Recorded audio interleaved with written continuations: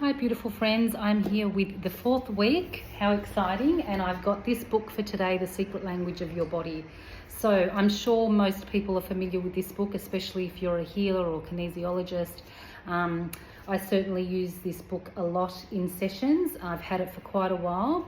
I've also done level 1 and 2 with Inna Segal, as well as her practitioner course currently. So this book is one for every household, whether you do healing work or not. I highly suggest to have this. It talks about the metaphysical patterning around ailments. So basically the thought processes or the patterns or the beliefs that might lead to something. For example, if I look up, let me just see where my the page lands on something. Okay, so let's look at something like depression, which is quite common in our society. So if you were to present with this, often what I would do in session is actually muscle test, because there's quite a few things listed, and Inna Segal tunes into the body. So this is this book is a combination of obviously lots of sessions with clients, as well as her tuning in, as well as all her learnt information, and she could just see patterning within the same sort of thing with people recurring over and over. So for example, if we go into depression, which is the page I've opened to, some of the things listed here are pressure to survive, lack of hope, feeling overwhelmed, hopeless, disappointed and disillusioned, wanting someone to save you, suppressed anger and resentment, feeling and acting like a victim, blaming others for what is not working in your life, feeling unmotivated and uninspired, can't be bothered doing anything, stuck in an old story which only gets gloomier. So the insight around this is that if you're struggling with something, that you can come here and you can read about what she sort of suggests. And then there's a few processes in the back of the book as well, but also sometimes even just hearing that something might trigger within you and you might say, actually, yep, that's a pattern. Or it could even be your environment, because sometimes we can have symptoms based on our environment, and not to take you into victim mode, but often sometimes the things we're presented with actually might be generational or might be societal, or we might be picking up collective energy if we're really sensitive. And so therefore it's really important to learn how to manage that, how to manage sensitivity, how to manage being empathic, how to manage, if you're in an environment that's not conducive to your well-being, is okay, so how can I strengthen my mind, body and spirit? How can I become sovereign and internally powerful so that I radiate so much energy that doesn't allow myself to be enmeshed in other people's drama, or to set really solid boundaries around what I'm allowing into my space. So it's a really great book for those that like to do self-work and for those that like to dig. I've certainly been a digger, but over time I've learned that sometimes it's not so important to know the root causes of things, because we'll never know that. Really, we're going in with our conscious mind trying to think, oh, but I feel this way because of that, or maybe I ate this, or maybe I shouldn't have spoken to that person. And really the change is just, okay, what can I do now moving forward? How can I change this situation?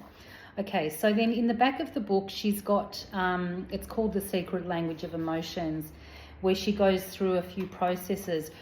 Inna Segal also has a lot of card decks, The Secret Language of Colours. There's a couple of newer ones. I think it's Secret Language of the Soul. There's her heart healing cards, and a lot of those have processes you can do. So they're a great way as well, because there you're getting your intuition and you're tuning in. So for example, I happen to have her colour deck here. So let's say, let's go back to that same depression symptom, like you're feeling glum. It may not even be like, let's not label depression because it's just a label, but let's say you're just feeling unmotivated, uninspired, flat, exhausted, nothing feels good. You can come to the card deck and you can ask the question. So it's all about setting an intention. Okay, so my intention is, can I have some guidance around this? You can ask your higher self, you can ask your angels, you can divine creator, whatever you believe in, or you can just say, can I have some guidance around this right now? What is something I could do? Is there a color that I can bring into my system to help feel energized? Okay, and then you might stop when you feel ready to stop, okay? And I've just picked that card, Brilliance. Discover your brilliance. So I'm kind of going off track here, but really the book has got similar processes, you know, so then I might go into that card and I will have a look and have a read of what it says in that card.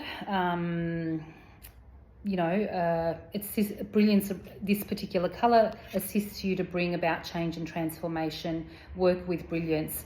So then the processes, like similar in the book, would be visualise standing under a sparkling brilliant waterfall. Allow all depression, there you go, that's why the card came up, fear, anger or negativity to be washed away with this brilliant, powerful light. Let it cleanse every organ, part and system in your body until you are sparkly clean. Now you have a chance to start fresh and discover your brilliance. Say, divine healing intelligence, I'm ready to recognize my own wisdom and allow my brilliant ideas to manifest and inspire all those around me. Okay, so I'll stop there with that because I know I went off track with the cards, but I just wanted to show you how it works, how, you know, all of Ina's systems, all the things she's created work together. She has got a little thing around depression here. I don't know why I felt called to go down this, but maybe this is someone needs to hear this. So she talks about depression can arise from deep disappointment, betrayal, loss of a loved one, failure, anger turned inwards, an accident, major trauma or psychological condition. It can make you feel helpless, lost, confused, fatigued and melancholy. You may feel like life has lost its meaning and has become dull, colourless and pointless. You may experience being trapped in the darkness of your mind and find it difficult to see a way out. However, it can provide you with the opportunity to connect to and work with your shadow side, which can lead to a deeper understanding of yourself and profound healing and transformation. Okay, then she talks about the physical level of depression leading to problems with gallbladder, lungs, prostate, back pain, alcoholism, compulsive eating, gallstones, blood problems, blah, blah, blah. Okay, so she keeps going. So there's quite a bit in this book. That's why really everyone needs it. And then she has a bit of a process around placing the hands on the part of your body where you feel depression most intensely. And sometimes people feel depression just as a heaviness, just as a flatness. I often talk about anxiety and depression being different sides of the same coin. So sometimes when we feel anxious, then we feel kind of powerless to stop the fear, and then we sort of go into what one would call a freeze response, where we go the other way and can sometimes feel depressed because we sort of feel hopeless. It's like, I don't know how to get out of this pattern. And I'm feeling really overwhelmed. So if you can't feel it in your body, because sometimes it's numbness, and that's a feeling as well. Numbness is you've like numbed out any sensations. So if you can't find a place where you would put your hands, you could just put them on your heart and just try and connect into your heart space, because really the heart is just such a big healer. It's, you know, often the separation to source, you know, the separation of feeling alone, like we don't have support, and just reconnecting into your heart space and breathing into it, or even putting a hand on your solar plexus, which is your power center, and just connecting heart and solar plexus and just breathing into that. And her process is to ask for the orange-red ray of light to sweep away depression, disappointment, dullness and helplessness from the system.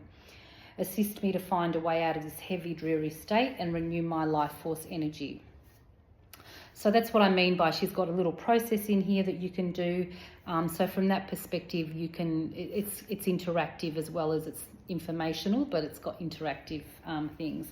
So I certainly have used this time and time again in healing sessions, especially more so when someone presents with a physical thing they haven't been able to address, but also emotional. And, you know, I look in here for myself as well, and I always have. But, you know, I do have that desire to know and learn and understand what's going on with people and within myself. So that is the book for this week. I hope you loved it, and I will be back next week. I'm kind of really enjoying this, and it's, you know, it's also giving me the opportunity to, you know, go in deeper and look at my tools and what I use for what and how things impact me. So sharing it with you guys helps me have a better understanding of kind of some of the processes I'm doing and how they help me, and hopefully it might help you in your healing or self-discovery journey. Okay, have a happy day everybody, and thank you for tuning in.